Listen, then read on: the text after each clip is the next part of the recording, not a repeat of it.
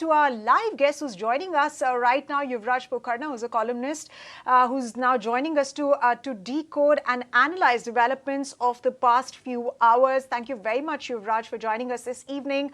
I want to first ask you, what's been the one big takeaway, the one big highlight of 2024 election, especially the counting day? And of course, we'll do a holistic interaction as far as UP is concerned. But besides UP, what's been that one big highlight for you? Well, for starters, the biggest highlight and silver lining for me with regards to 2024 elections is EVMs are not being hacked, Loktantra is not in danger, and Congress has gained a humongous momentum. But that, having said on a lighter vein, BJP has to retrospect somewhere. They have to look for the prospect. I mean, this result is nothing but astounding. I have maintained my position throughout the poll seasons that this election was nothing short of a nightmare to any cephalogist, be it A cephalogist, be it B cephalogist, but nobody knew the pulse of the nation. And these results are nothing but, I mean, astounding. They were expecting a resounding mandate, but this is in fact an astounding mandate.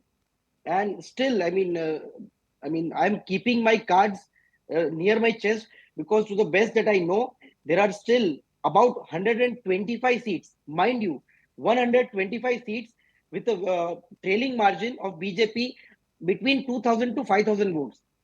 So these 125 seats or 100 seats are going to be very crucial, and I'm still willing to put my neck out for the BJP will get a mandate on its own. Not NDA, but BJP will get a mandate on its own. But it is not at all 300 par, 400 par, 500 par, nothing like that. So it is time for Team BJP to retrospect and introspect to have a better prospect. Right. So when you speak about it is time for the BJP to introspect perhaps on its strategies, what really is it that you're hinting at? Because the BJP, of course, the party was expecting a clean sweep. 400 par has been the slogan this whole election season, and we've seen union ministers, prime minister as well, speak about it. Now, while it's good to be ambitious and set a high and a huge target for yourselves, but one must needs to analyze also in terms of why this will not be able to reach that target of 400 par. Can you mention some of the reasons where BJP has probably not done as well as it could have?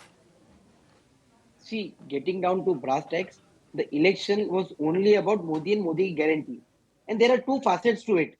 If BJP would have crossed 400, people, including me, would have lauded PM for him to be the sole Karta Dharta of BJP. But the other aspect, just because they were soaked in complete complacency, just because of PM Modi, his welfare schemes, his works, his connect to the ground, I feel somewhere the USP, the cornerstone of BJP, which has been its organizational strength, the robust structure, has been compromised. There was a complete laxity, complacency among the cadre, and everybody, starting from the Mandal president to the national president, was betting upon one single man. So that is, if you ask me, laxity and complacency.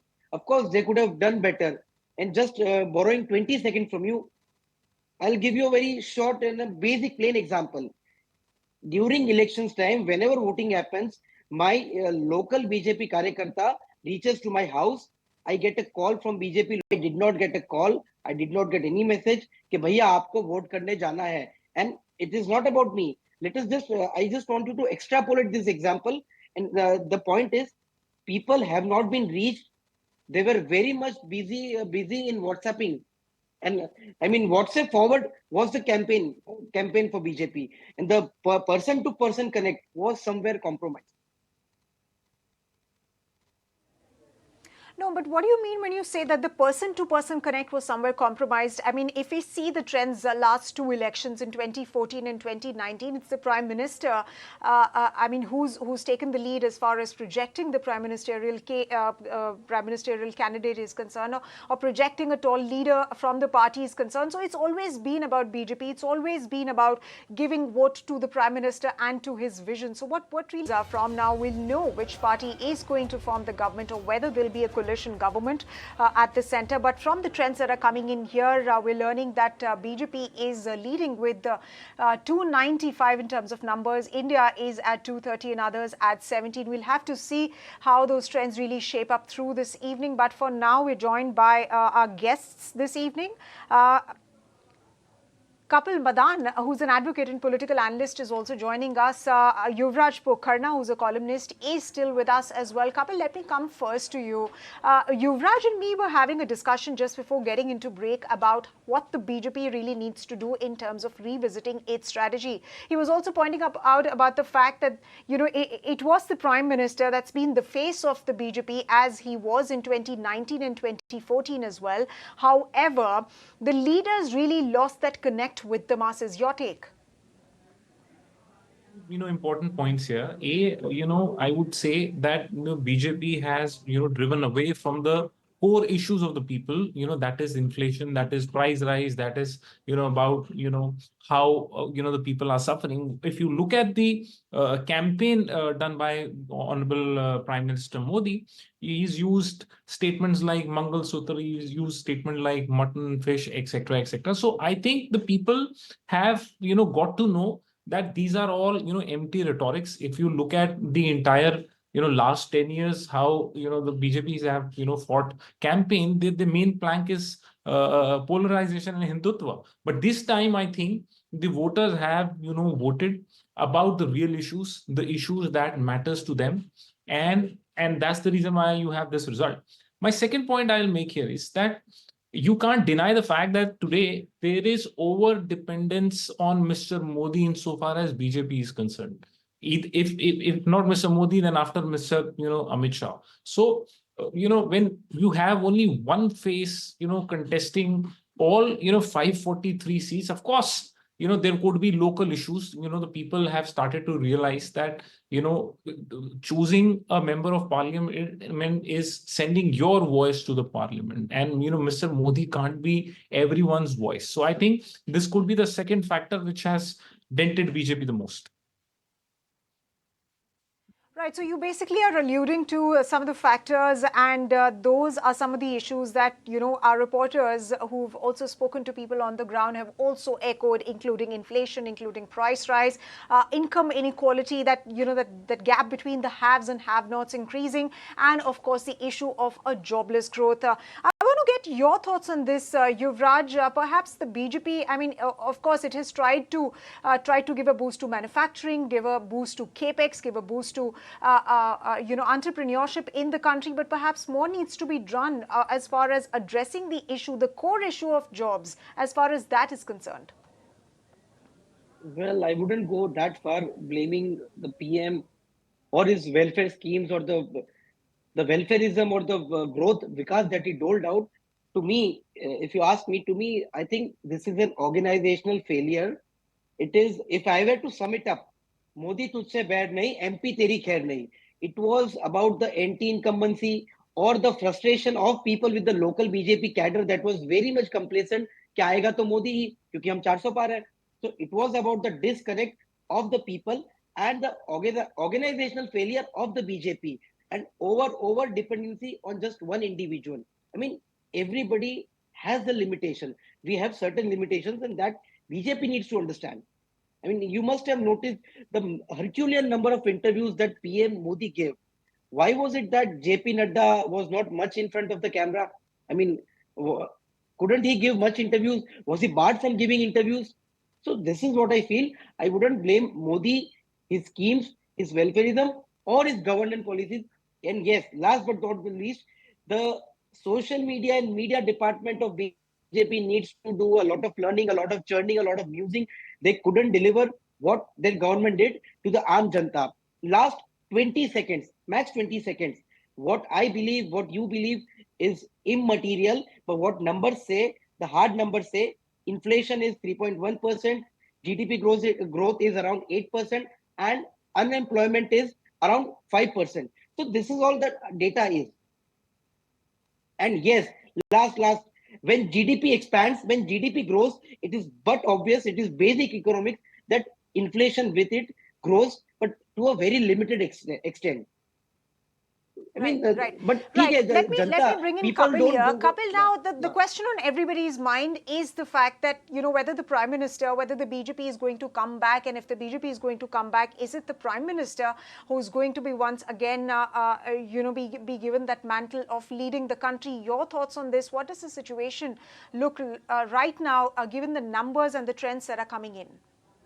So I think, one thing is very, very clear. If you look at the, larger, popular opinion of the people, they have rejected Mr. Modi because it is a matter of fact that Mr. Modi was the main, face for NDA for this, entire election, and people have given a decisive vote against Mr. Modi. So ideally and morally, once the BJP is not able to secure that, magic figure of majority, that is 272, then I don't think Mr. Modi should be have should be morally taking that role and become the prime minister. But I would again say that the time will tell. We have about few more hours insofar as the counting is concerned, and I'm sure you will have a lot of exciting development, and you will see a surprise. And I will make another very important and a very significant point here.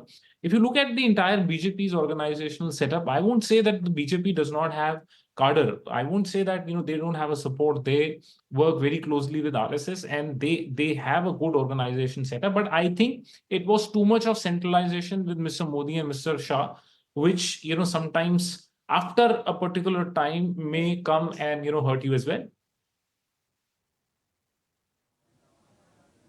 Okay, all right.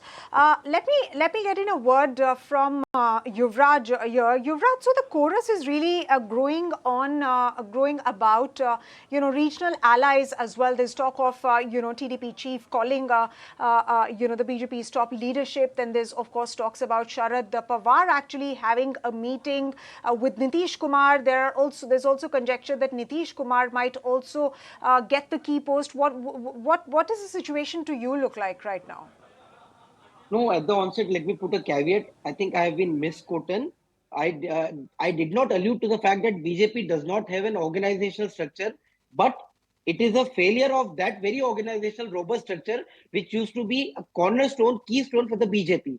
Having said that, yes, TDP and JDU are looking at a very, very bright prospects, and it is, I mean, whether I fight election or you fight election, but today's winner is Chandrababu Naidu, for he has already been entered, has made inroads to the CMO of Andhra Pradesh. He has got a humping majority in Andhra Pradesh, and Nitish Kumar must be laughing through his teeth right now कि जीतो तुम या जीतो तुम सरकार तो हम ही बनाएंगे. So these two are very key players, but still I don't want you to jump the gun, because still we have a lot of scope, and there are 245 seats in which BJP is still leading. The counting is not yet done, so let us wait and watch. Okay. And Kapil, your reaction to that? What about the allies actually getting a lead over the BJP, which in the past two elections has clearly maintained a lead itself, and it has been the stronger side as compared to the allies? So if you look at the last 2 years tenure of the BJP, mostly people that have had, criminal cases, ED cases, CBI cases registered against them, most of those prominent, powerful leaders have switched sides. And we've also seen, there are leaders who have not really switched sides, and, two sitting CMs have been arrested in the recent past. So I think, don't be surprised if you have reversal of few important leaders in the India bloc, and the BJP seems to be don't be surprised if they actually sit in the opposition.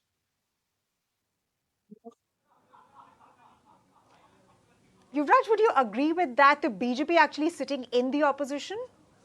No, no, not at all. I mean, this argument by the India Alliance and its supporters is nothing but outlandish.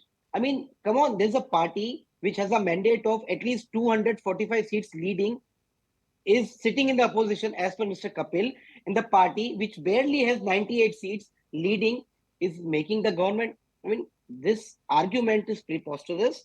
I still am requesting to you guys to wait and watch, because there are 100 seats who are mostly swing seats with a victory margin or trail margin of around 5,000 votes. So these swing seats are going to be very crucial. So let us wait for that. And yes, regarding the allies, I don't see any other ally except for the TDP from which BJP is gaining. You take up all the allies of BJP, no ally of BJP is in a position to bolster BJP or its prospect, but TDP and JDU. So these are the key players to watch on. And rest all is good for the BJP. I mean, 245 seats is a good number. They will make the government anyways. All right. So you are pretty optimistic as far as the government formation by the BJP is concerned. We'll, of course, have to see how the trends shape up through this evening. It's been an interesting day already. And let's now cut across to Union Minister of State Rajiv Chandrasekhar, who's speaking. In fact, he was contesting against Congress's Shashi Tharoor, who's repeatedly won on that seat. Let's go across and see what he has to say.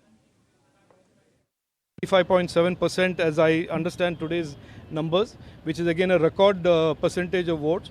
And yes, we did come short by about a percentage or percentage and a half of votes. But that is something that we will look into, and we will look to increasing our support.